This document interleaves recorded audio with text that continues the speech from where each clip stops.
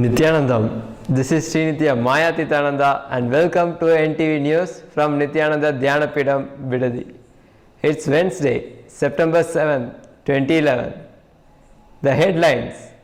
In today's Bhagavad Gita Dhyana satsang, Krishna speaks for the first time. High Court denies bail to Sun Pictures Chief Operating Officer Hansraj Saxena. Ganesha Chaturthi report from Nithyananda Vedic Temple in San Jose, USA. And also from Madhurai here in India. In an awakening program, participants share their experiences. Now for the main news. Today, Swamiji started the second chapter of Bhagavad Gita, Sankhya Yoga. In this chapter, Bhagavan finally starts speaking. Throughout the Bhagavad Gita, Vyasa refers to Krishna as Bhagavan, the cosmos. But when Arjuna addresses Krishna, he constantly lowers Krishna to his level and refers to him as Madhusudana, Keshava, Janardana with names pertaining to certain incidents that happened in Krishna's life. But when Krishna addresses Arjuna, he refers to him as the pure one. He wonders how Arjuna, being of noble birth, has obtained such depression and how he is supporting it, because such a depression is not for expansion, it is not life. He then tries to remind Arjuna of his glory by addressing him as son of Pritha. Pritha is another name for Kundi, the mother of the 5 Pandavas, and Parandapa, and out of compassion implores him to drop his fear. In the above few lines, Krishna has given the whole essence of Bhagavad Gita. Let us take a look at a short clip. Look deep. Understand why each word is attributed to whom. Here, Vyasa is attributing the word Bhagavan to Krishna whenever Gita is being delivered. So I understand Gita is not just for the people who worship Krishna or who worship Shiva or who worship Arjuna or who worship Jesus or who worship Muhammad or who worship Buddha or who worship only Mahavira. Gita is spoken by the cosmos through Krishna.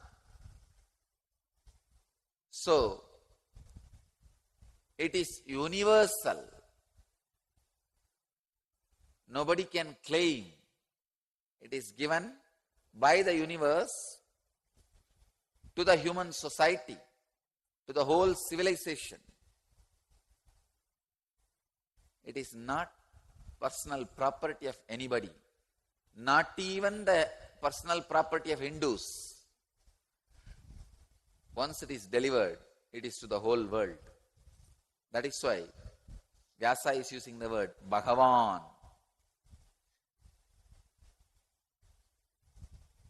Krishna says, Bhagavan says, how have you obtained this depression of mind, which is dangerous, not worthy of being propitiated by a man of noble birth? Please understand. Bhagavan says, not worthy of being propitiated, not worthy of being supported, encouraged by a man of noble birth. Please understand. There are some qualities, just because of your birth, you should not entertain them.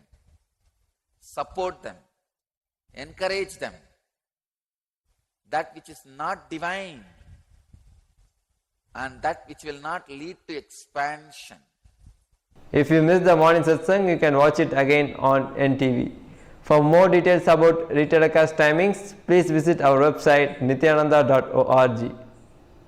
In legal news, the Madras High Court on Monday rejected an anticipatory bail plea by Sun Pictures Chief Operating Officer Hansraj Saxena in a case registered on a complaint by Dhyana Charitable Trust of Karnataka's Ramnagar district.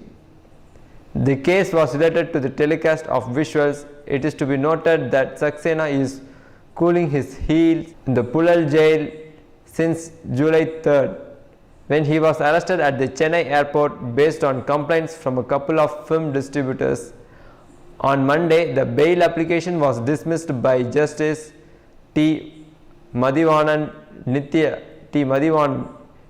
Atma Prabhananda, manager of the trust, had registered a complaint against 9 persons, including Saxena, for offences including wrongful restraint and confinement, robbery and criminal intimidation. In his intervenor petition, Prabhananda submitted that the case has been transferred to CBCID for probe as per the August 8 orders of the Director General of Police, claiming that the offences are grave in nature. He said that if granted bail, Saxena would tamper with evidence and influence witnesses. In international news, today we got a report from our Nithyananda Vedic Temple in San Jose of the Ganesha Chaturthi that happened there. Let us take a look.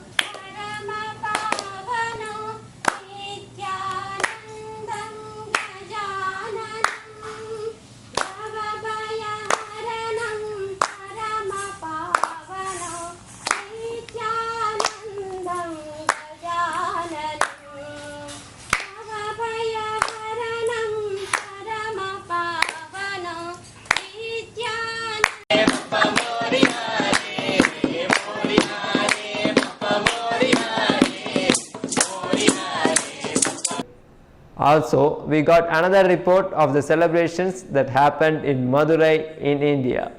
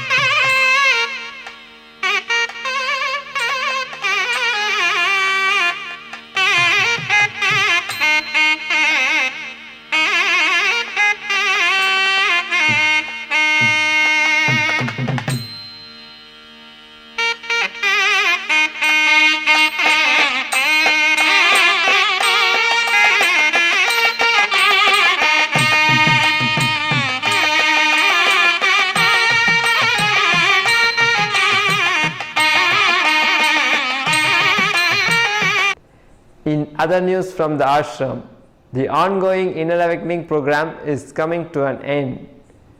With tomorrow being the last day, the participants spend the afternoon together sharing their experiences and transformations that has happened in the past 21 days. I'm Chad, I'm from Kentucky, and I'm very much a skeptic, very much. I have to say I never believe anything until I experience it for myself. Very much. It's the way I live my life. I don't believe what someone tells me. I don't go by what I read in books. It's just not the way I think it should be. So coming here, but it's been ups and downs, ups and downs. My eyes have been red for 4 to 5 years, maybe 6 years. It's been a while. And I asked Swamiji to please heal my eyes, and he said, "Oh, I'll take care of it." Because I have been to so many doctors, and no one has any idea what the problem is. I've tried figuring it out myself. I've done everything possible. Tried to figure out allergy, whatever it is. Doctors say, "Oh, it's Sunday, Mitchell, it's this. Let me give you this drop. Let me give you that drop." And nothing's ever cured. But I have been watching my one left eye every single day in the mirror whenever I get up, and it's been going away slowly, like little by little every single day, and it's actually almost gone. And that's pretty amazing. So I have to say, that's pretty good. and all of this. And you can never figure out, why is this going on? Why am I never happy? Why am I in this same situation, in this same pattern? Well, you have to like go within and figure out what's going on and figure out where did all this come from and go back to your birth. And I kid you not, like 3 weeks, seriously, to do that here, that is like super fast to taking care of some stuff and dropping a lot of internal weight that you have. I mean, 3 weeks, seriously, they could take like months and years of going to a therapist, and it'll probably never get taken care of because they don't really deal with it. They just want you to come back.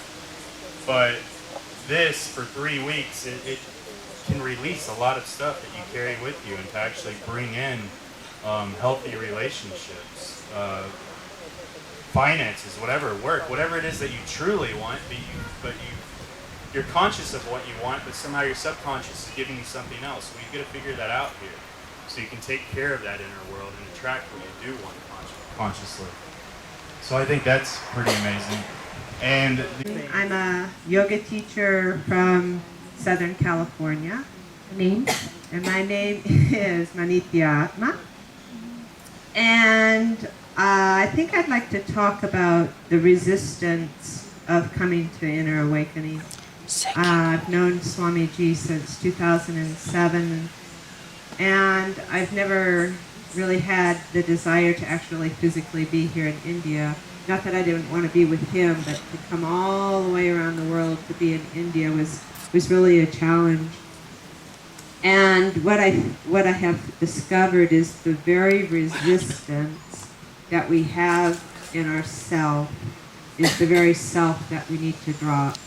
And I think my favorite part here at Inner Awakening has been the energy darshan, because it's the one time that you get to experience the individual one-on-one energy of Swamiji. My first encounter with him was actually through an energetic encounter, and I was on a retreat, and his photo was on an altar, and the connection I got was this incredible joy coming from the altar, and it was almost like I was looking around going, where is that coming from? And after that, I just took the steps to actually meet him in human form to see if what I was experiencing was really him. So when I do the darshans, you know, I can go up there with a problem, and man, incredible joy, you know, that it's just like, you know, you're not going to have that in your body, you're not going to have that in your consciousness, because that's not who you are. So it's the shedding and just slamming that human self, that limiting sense of self, just slam it down to the floor and let it go. You know, so that's what I've learned here at Inner Awakening. So if you have resistance to coming all this way to India, I would say look at that closely. And you probably are experiencing resistance in other areas of your life. And so it really is a treasure, really a treasure and a gift that you can give yourself. If you explore that resistance. Tomorrow the whole group will be off to Tiruvannamalai with the master, a gift from the master to his birthplace before the program comes to an end. And that's all from us for tonight. Before we end our news, let's hear a quote from Swamiji. Every experience adds to you to go beyond the body and mind. Thank you for joining us, and tune in for tomorrow's updates on NTV Nithyananda.